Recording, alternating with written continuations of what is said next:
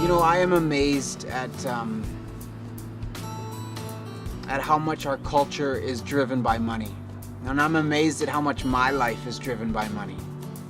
We need it for everything. We need money to line up at our drive-through coffee every morning. We need money to pay for our cell phone bill at the end of every month. We need money to get groceries and to pay rent. Money drives our way of life. And it doesn't only drive our way of life, it drives our mentality. It drives the way we think. When money is tight, when things are rough, we worry about money. We worry about finances. When things are good, we go shopping. We put a little money away to invest it, to save it for university or for college or for a vacation. Really, we are preoccupied with money. That's why people go to work every day, so they can make enough money to pay the rent and own a house and, drive a car. Money drives how we live. And Christians, we're not immune to this money way of life. We renovate our kitchens like everybody else does, right? We line up at the Walmart superstore just like everybody else does. The problem is that Jesus said we can't serve both God and money. In other words, he's telling us that we either buy into this money way of life or we buy into this Christ way of life, but we can't do both.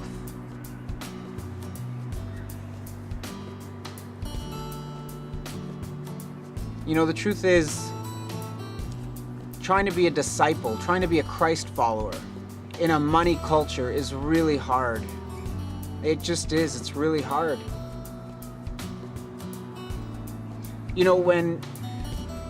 When Jesus, remember when he went to the rich young ruler came to Jesus and Jesus told him to sell everything, right? He said, sell everything you own, and then come and follow me.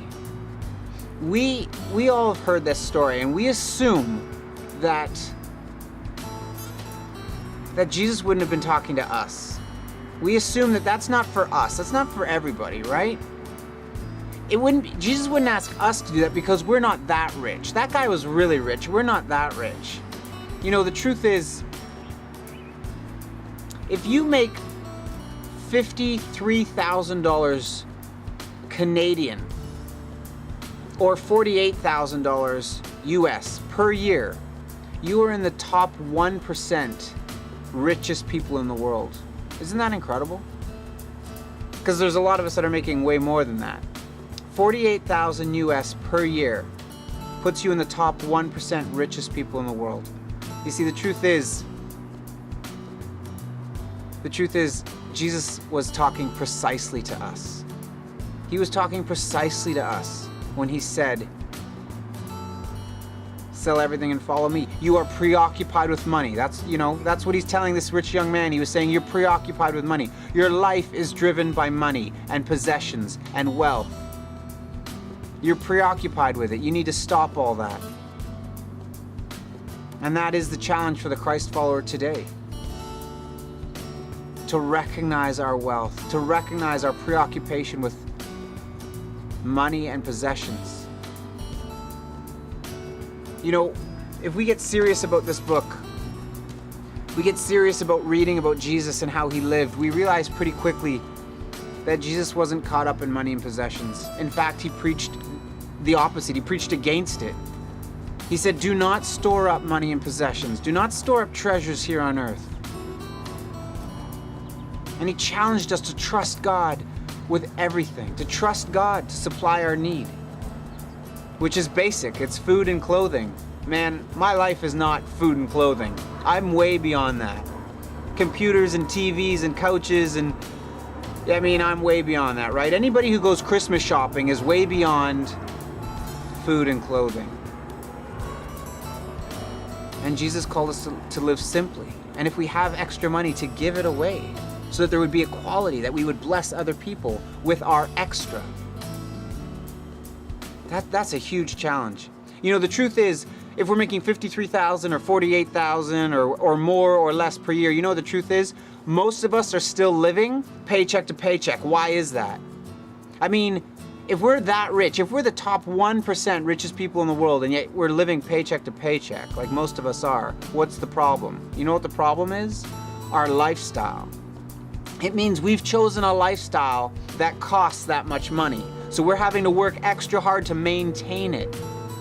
We want that size of house. We want that many bedrooms in the double car garage. We want to have the gym memberships, and we want to drive this kind of car. We've chosen a lifestyle that demands that we make that much money. And you know, the truth is that we could obviously live much simpler. We don't want to. We don't want to, but we could. You know, when Jesus said, "Follow me," a lot of us just think that means be nice to people, pray, go to church. When Jesus said, "Follow me," he was calling us to deny ourselves, to pick up our cross, to put away this lifestyle that we think we need to live in such comfort and luxury, preoccupied with money and making money. And he said, no, don't worry about all that. He said, don't worry about that. Follow me and God will provide.